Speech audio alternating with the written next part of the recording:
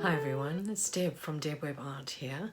I just want to say a very big thank you to all of you who are liking and commenting on my videos. It makes such a difference. It really does, and it really helps me to, I don't know, I just feel really happy when people do that. I know it's also meant to be about the algorithm, but it actually does make me feel really happy. Now, I just wanted to tell you a little bit about myself, but only just, I promise it's not a lot. I live in Melbourne, Australia. I have 3 kids. They are all adults, still living with me, yay, and and a husband who supports me really well. So it's fantastic. I work in an art shop, 1 to 2 days a week, so it's really very nice for me. And one of the things I really don't enjoy doing is shopping. I'm just not a fan. If you put me in an art shop, well, that's different, but not general shopping. I'm not a fan. But anyway, that aside, that's just a little bit about me. I have a goal in life, and that is to spread love and joy. And that's just my biggest goal. Don't even know if you call it a goal. Maybe it's a value. So what I do is whatever I'm doing, in the back of my mind, I'm thinking, I hope someone gets joy out of this, or I hope someone feels the love. And it's really guided me quite well so far, because obviously most of us, well, we have to make a living, don't we? So you look at the fact that you need to make money from things, but when you can have the power of taking that concept out and just relying solely on enjoyment and love, it does shift things. It really changes things. So anyway, something else about me that you may not know is that I used to be an energy healer. I used to run a business, energy healing, and tarot reading and cards and all that. And so it is something that I use in my personal life to guide me and to give me an idea of where things are going. And I also really love helping others find their direction in life. I don't know, it really lights me up. So that's a little bit about me.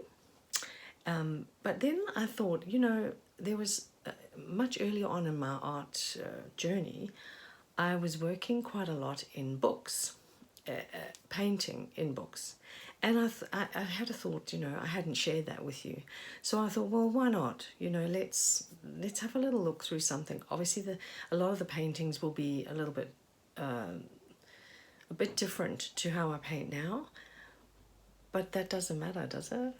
It still might inspire you to run down to the op shop or thrift store or whatever you call it where you are and grab an oldish book and maybe do some fun little painting inside.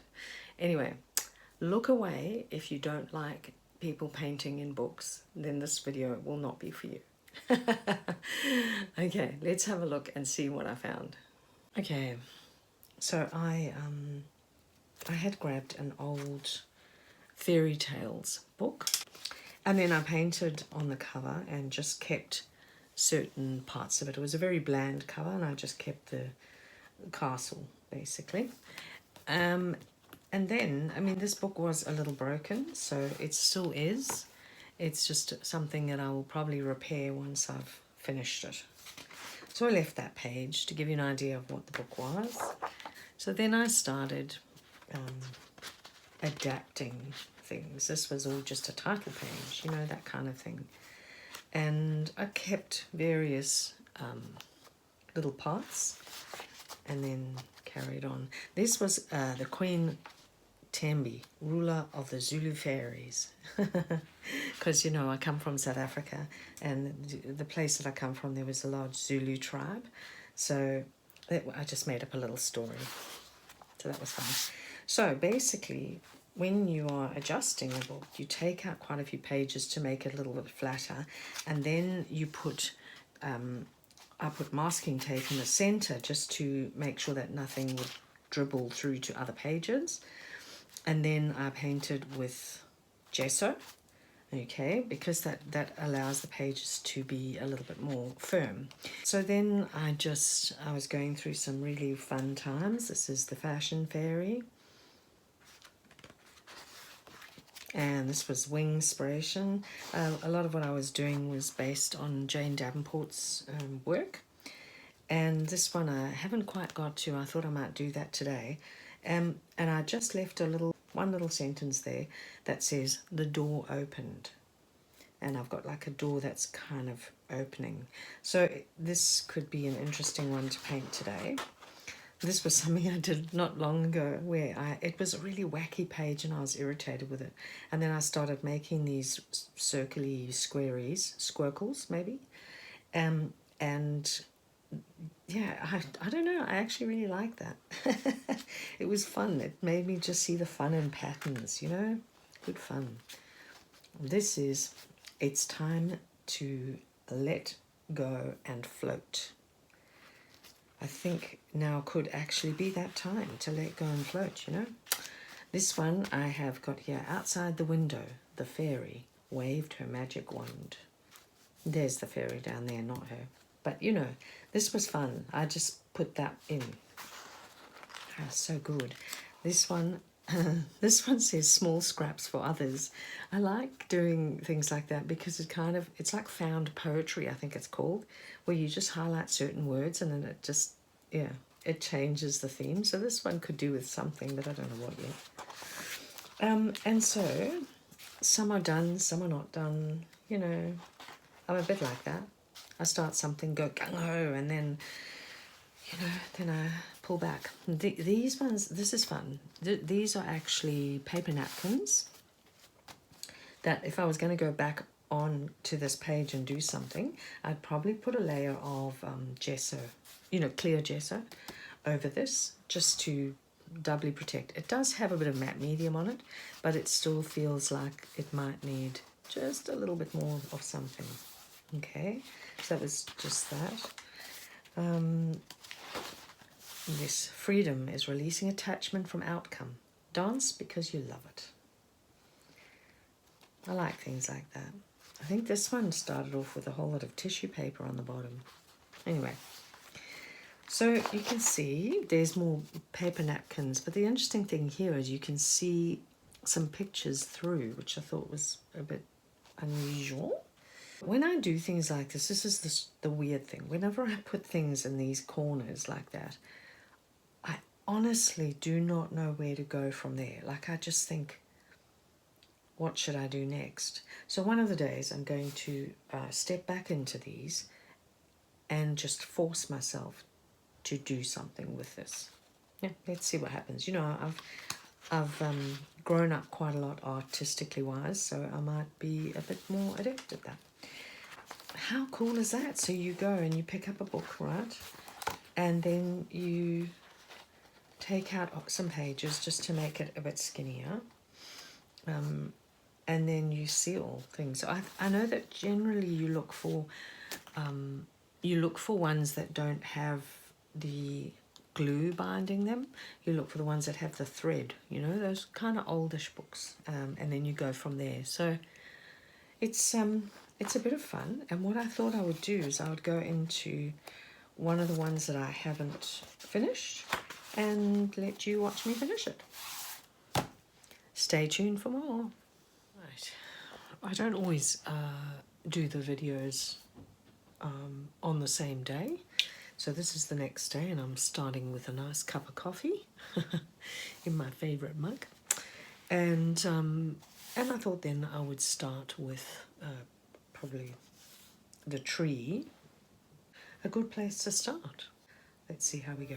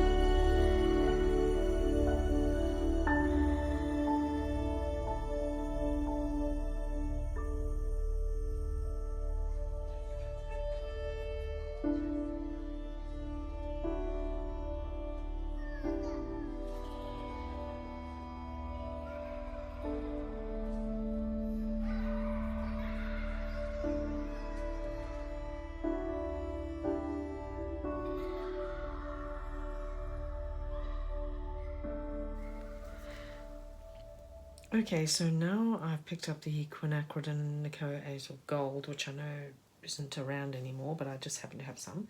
You can also use I think it's a red iron oxide. It's very similar. Okay, and it's a glaze. So what I'm doing is I'm going to define things more by putting this glaze over. And so instead of me having to paint every single brick, which you know I don't cherish,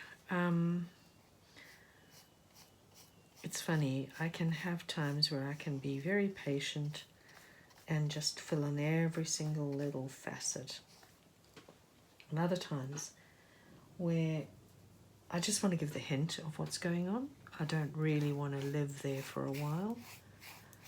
So, you know, that's when something like this comes in handy. Where it's just a glaze. It's not going to cover all that much, but it's going to give you the ability to